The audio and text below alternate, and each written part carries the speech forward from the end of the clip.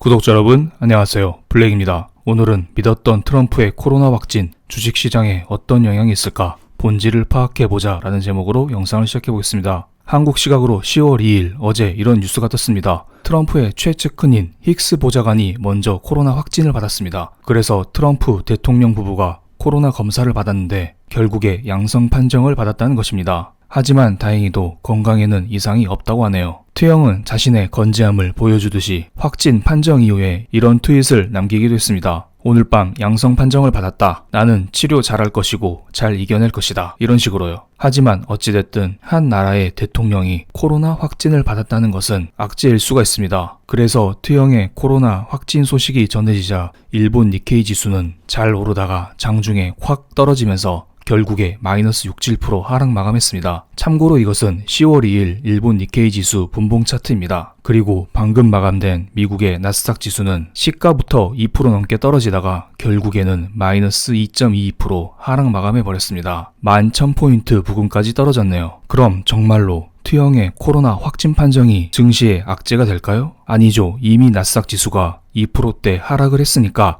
악재라는 것은 시장에 증명이 됐습니다. 제목을 다시 한번 바꿔보겠습니다. 과연 트형의 코로나 확진 소식은 증시에 지속적인 악재가 될까요? 이것을 한번 체크해보겠습니다. 바로 직전 영상에서 저는 10월달 미국의 증시 불확실성 3가지를 체크해드렸습니다. 첫 번째는 경기 부양책 합의 부재, 두 번째는 부진한 경제지표, 세 번째는 미국의 대선, 이 3가지를 꼽아드렸습니다. 트형의 코로나 확진 판정은 세 번째 이슈에 포함이 됩니다. 대선이 왜 불확실성인지 간단히만 체크드리면서 영상을 이어가겠습니다. 트형은 지금까지 감세 정책을 통해서 증시를 꾸준히 부양시켜 왔습니다. 그런데 바이든은 이것과 반대의 정책을 펼치고 있죠. 지금 세금이 너무 적고 미국의 빅테크 기업들이 너무 커졌다. 그래서 우리는 세금을 좀 더 거둘 것이고 이러한 빅테크 기업들 역시 쪼갤 가능성도 있다. 이런 식의 논리를 바이든은 꾸준히 펼치고 있습니다. 그래서 사람들은 이런 생각을 하고 있는 것입니다. 만약에 바이든이 대통령이 된다면 지금까지 미국 증시를 이끌어온 나스닥 지수가 하락할 거야.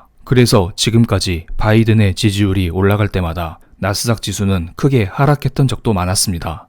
여기에 설상가상으로 트형이 코로나 확진 판정을 받았습니다. 그럼 당연히 바이든의 당선 가능성은 조금씩 더 올라가겠죠. 과연 트럼프의 코로나 확진이 증시의 악재일까요? 증시에 지속적인 악재로 작용할까요? 이걸 체크하기 위해서는 먼저 트럼프와 바이든의 지지율 추이를 한번 체크해보는 시간을 갖겠습니다. 이것은 리얼 클리어 폴리틱스라는 곳에서 조사한 자료인데요. 파란색이 바이든의 지지율, 빨간색이 트형의 지지율입니다. 두 분의 지지율은 10% 내외의 차이를 보이면서 바이든이 소폭 앞서가는 상황이었습니다. 하지만 최근에 7월부터 트형의 지지율이 조금씩 올라가고 있죠. 바이든의 지지율은 횡보하는 반면에요. 그래서 9월 17일까지 트형이 꾸준히 지지율을 끌어올리면서 두 분의 지지율 격차는 5.8%에 불과했습니다. 여론조사에서 이 정도의 결과라면 트형의 승리 가능성도 언제든지 점쳐볼 수 있는 상황이었습니다. 그런데 최근 9월 29일 트형과 바이든의 TV 토론이 있었습니다. 이때 바이든이 판정승을 거뒀다 합니다. 토론회에 바이든이 더 잘했다는 응답은 전체의 53%,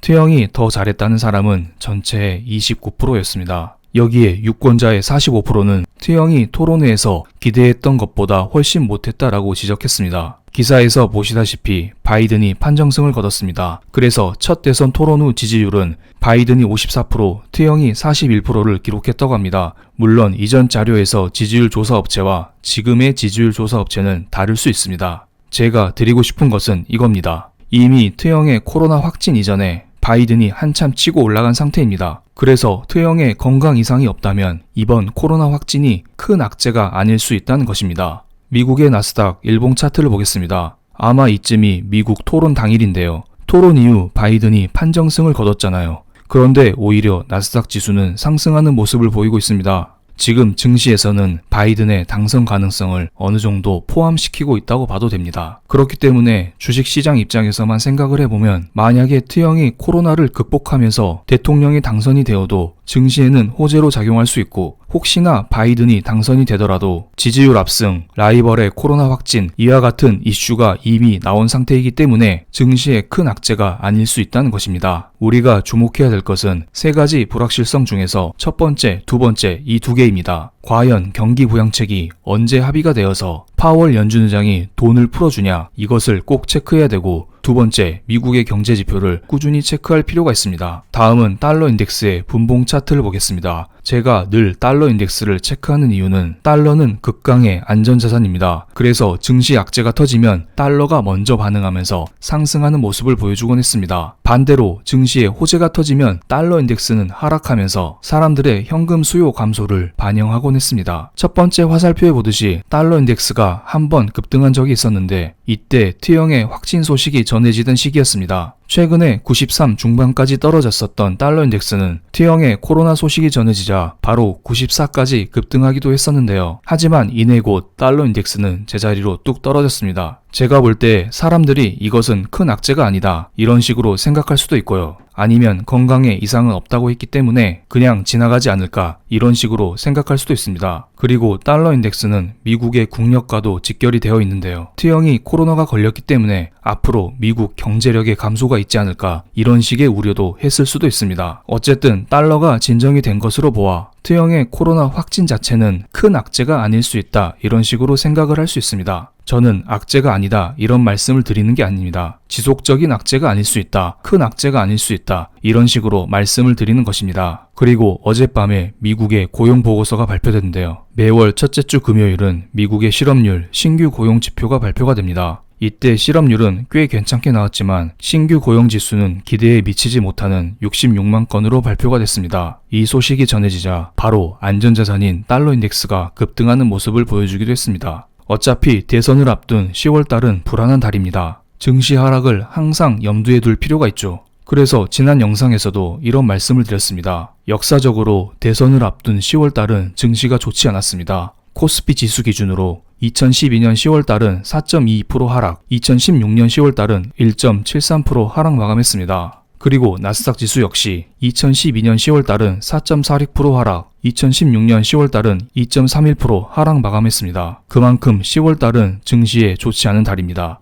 이번에 T형의 코로나 확진으로 바이든이 대통령에 한 발 더 다가선 것은 사실입니다. 그렇기 때문에 이것을 증시의 불확실성을 더욱더 키웠다, 이런 식으로 생각하기보다는 이미 어느 정도 증시에 녹아들어간 악재다, 이런 식으로 생각하는 게 낫다고 보고, 우리는 여기에 추가적인 악재 가능성을 조금씩 염두에 둬야겠죠. 혹시나 T형의 건강이 추가로 안 좋아진다, 그게 아니면 같이 토론에 참여했던 바이든 역시 코로나에 걸렸다, 이런 게 발표가 되는 순간 증시에 또 다른 변수가 될 수 있을 거라 봅니다. 이제 연휴가 거의 끝나갑니다. 다음 주쯤에는 라이브를 통해서 이러한 모든 것을 체크하는 시간을 갖겠습니다. 그럼 오늘 영상 여기에서 마치겠습니다. 감사합니다.